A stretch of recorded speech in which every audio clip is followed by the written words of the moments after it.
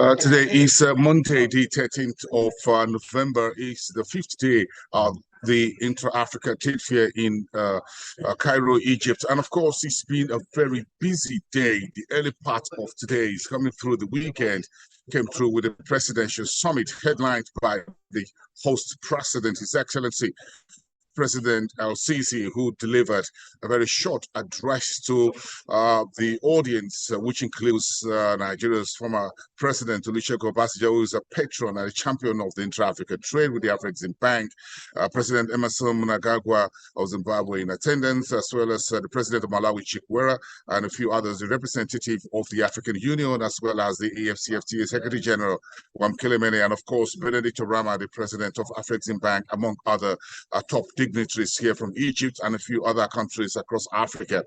That presidential summit finished, and you got a panel that discusses trade within Africa. But I want to report to you the big deals today, and that's what really interests me. That's get me on here on Frontier Africa Reports. $1 billion deal with the Arise IP. That's an industrial ecosystem program that is fully supported by Afrexim Bank. Additional $1 billion was signed on today with this company, which specializes in creating special economic zones across the African continent. 7 deals in total. That's the first. Then you had the Sterling Bank of Nigeria coming through with $75 million guaranteed term sheet to support non-oil exports in Nigeria.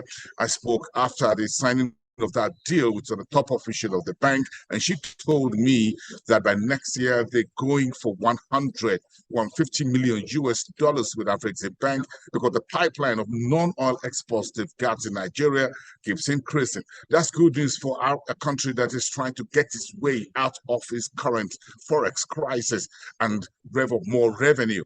Then we get into the energy sector, where 10 Oil Energy, which was formerly S Oil, signed $70 million deal for a guarantee oil pre-export funding facility with Afrexim Bank. That was also signed, a very big deal. Then you've got another Nigerian oil company, Oilserve, doing a $130 million deal for the construction of a refinery in Nigeria with Afrexim Bank. This was also another major deal this afternoon here at the Intra-Africa Trade Fair for the 5th day. So Nigeria making at least 2 of those deals in the energy sector. Then you move on to the pharmaceuticals sector, and this is where some good news coming through from Nigeria and South Africa. And they've got innovative biotech based in Nigeria, based in Kefi in Nasarawa State, around the Middle Belt in Nigeria, where the company is looking to build a facility. $2.2 million was the project preparation funding that was supported by Afrexim Bank, which was signed today. This company will be producing vaccines that will go for the treatment of typhoid, to also go into antiviral drugs for children as well, including, according to the announcement, doses for vaccines for COVID-19, for Ebola, for HIV, which is acquired immune deficiency. Then you've got Lassa fever as well. So this project in Nasarawa State is expected to produce 225 million doses of vaccine every year.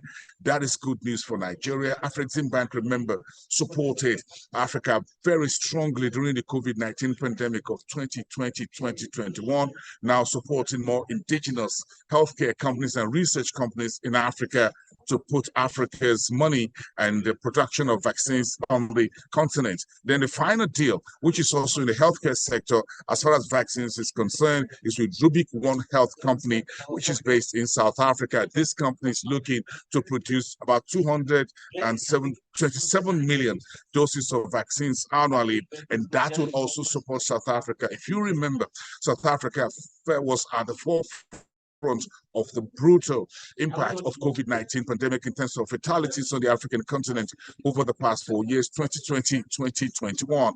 And so between Nigeria and South Africa, Afreximbank is supporting these biotech companies to ensure that those necessary vaccines for future pandemic and the day-to-day problems, health problems on the continent are resolved between these major countries. We've got a whole lot more when the sessions will resume tomorrow, Tuesday, the 14th of November. There will be sessions on agro-allied sector, across the energy sector. I'll be sitting down with a panel of experts tomorrow afternoon to discuss where is the projects in Africa, where are the opportunities in the energy sector, who is funding locally, globally, what is the package of the entire ecosystem of energy that Africa can transit justly and responsibly from fossil fuel to clean energy, renewables, and that will be part of the conversation when Frontier Africa reports tomorrow. Live here at the IETF Center in Cairo, Egypt, I am Bosin Omofaye for Frontier Africa Reports.